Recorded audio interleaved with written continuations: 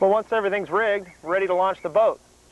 Once you launch the boat and you get the boat into the water, make sure the boat's pointed into the wind, of course, and we're ready to raise the sails. Roller furling jib's already up. Jib sheets are attached. All we got to do is raise the mainsail. Always stand to the starboard side of the mast when raising the sail. The halyard cleat is at the base of the mast. Pull the roller furling handle clean out of the mast. Stand back away from the handle as it turns rapidly as you're raising.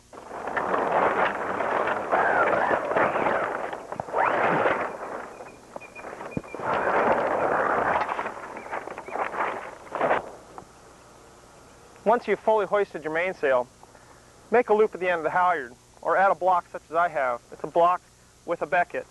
This gives you 3-to-1 purchase on the halyard. You want to put tension on the halyard to hold the sail at the top of the mast, so that when you downhaul, it doesn't slip down. Tie it off. Take the roller furling handle, insert it in its slot in the mast. Take the downhaul with a hook attached, place it in the grommet and sail. Give it some tension, just enough to take the wrinkles out of the luff of the sail. This is an important note when fully hoisting a sail and reefing. Every Hobie cat's built with a fiberglass comp tip, non-conductive. It has a plastic luff track. To accommodate the extra stress in downhauling, we've added an aluminum track section where the head of the sail is positioned. One at the reefing point, one at the full hoist position. When you fully downhaul, the head of the sail must remain within the aluminum section. If it doesn't, it could peel loose of the plastic luff track. If the sail drops below the aluminum section when you downhaul, hoist the sail further, downhaul again. Now you want to detach the topping lift from the back of the boom. Bring it forward and attach it to the tang on the mast. Always detach the topping lift before you try to sheet on the mainsail. It'll prevent the main from being sheeted. You also could damage the hook if you sheet in too hard. The topping lift should be used when you're hoisting the sail, roller furling up or down, or roller furling to reef. I've also added a piece of bungee cord that works as a tangle preventer. This is drilled through the catbox cabin into the vented area on port and starboard, goes up over the top of the handle and back down the other side. This will stop the jib sheets from dropping down in the slot around the base of the mast and getting tangled. Before you go sailing, you need to tie the wings in place. I've got a short piece of line tied around the corner bolt here. It runs around the wing multiple times and tie it off with some half hitches. This will prevent the wing from falling out if you capsize, or if you're using a reacher and you have a block attached to the wing, it'll keep it from pulling the wing free of the boat. I also use this line to tie off the rudders when I'm trailering.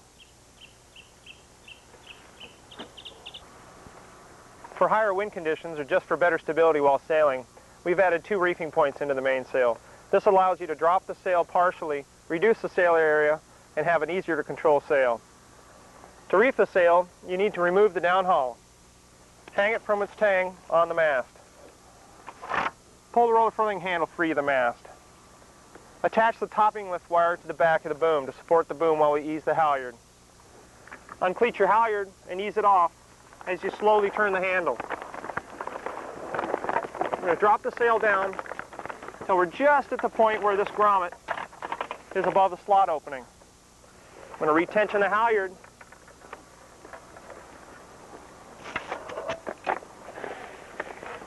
Reattach the downhaul and tension the downhaul. You need to reattach the outhaul, take off the topping lift and move it forward back onto the mast. We're ready to sail again. When you're all through sailing for the day and you're ready to drop the mainsail completely, ease off on the downhaul. Remove the downhaul hook, remove your tangle preventer, pull the handle free of the mast, attach a topping lift wire to the back of the boom to support the boom, uncleat the main halyard, pull the loop through, ease the main halyard as you slowly turn the handle. Want to keep a little bit of tension on it to get a nice tight wrap around the boom.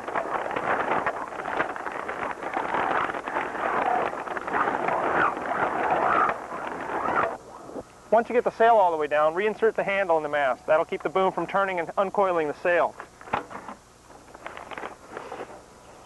Remove your halyard from the top of the sail.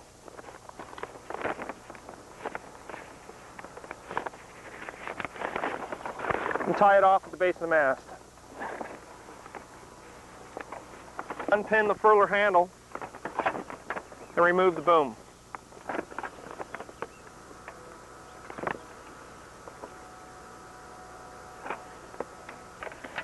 I'm going to let the boom slide forward onto the front trampoline area. I'm detaching topping lift wire and reattaching it to the mast. Now that I've stowed away the mainsail, I'm ready to attach the stepper pole so we can drop the mast. I'm going to lift the pole into position, plug it into the base of the mast, and attach it to the bottom of the roller furler drum.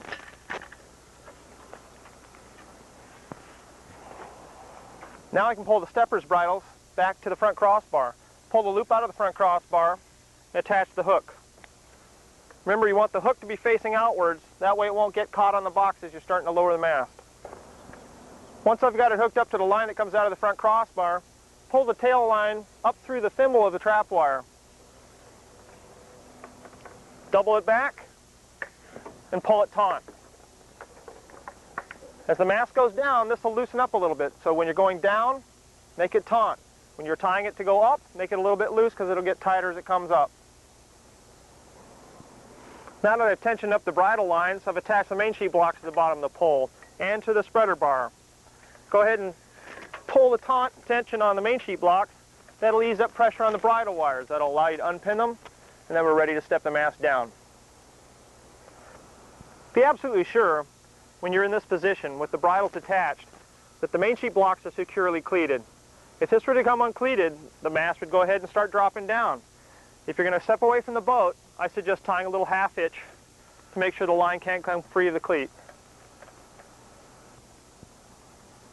Now once again, I've placed the cooler upside down at the back of the trampoline to catch the mast as we come down. You don't want to rest the mast on the tiller crossbar, you can damage it. I'm ready to drop the mast. Okay, we're ready to step the mast down. I've checked for overhead wires to make sure I don't drop the mast into any wires coming down. Okay, let's go. I'm going to ease off the main sheet and I've released the ratchet system to allow the blocks to run more freely. When the mast gets partially down, it'll start to pull a little harder on the main sheet, and I'll turn the ratchet system back on to give it a little drag. Let the line out smoothly and slowly.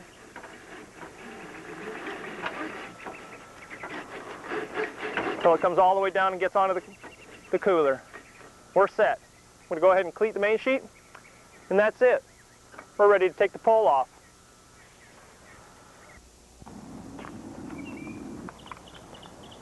To remove the step pole, first you need to disconnect the trapeze wires. Untie the trap wire, but do not disconnect the bridle wire from the line that comes out of the front crossbar. If you were to remove this at this point, the pole would fall over sideways and may damage the pole. So leave that in place. With the main sheet eased off, you should have enough slack to be able to lift the pole out of place. If the main sheet's too tight, it'll hold the pole down, so ease it off all the way. Get yourself down low, lift the pole out of the mast, then bring it down slowly.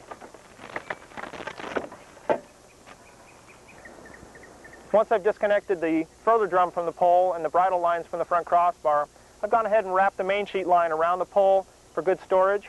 That way it's ready to use for the next time. Once you've moved the mast forward and tied it down into its cradles, make sure you remove the mast float ball from the top of the mast. Don't trailer the boat with the mast float ball in place. Well, that's it for me. And if you learn any tricks to save you more time, let me know about them. I'm always looking for ways to save time rigging and have more fun sailing. Take care.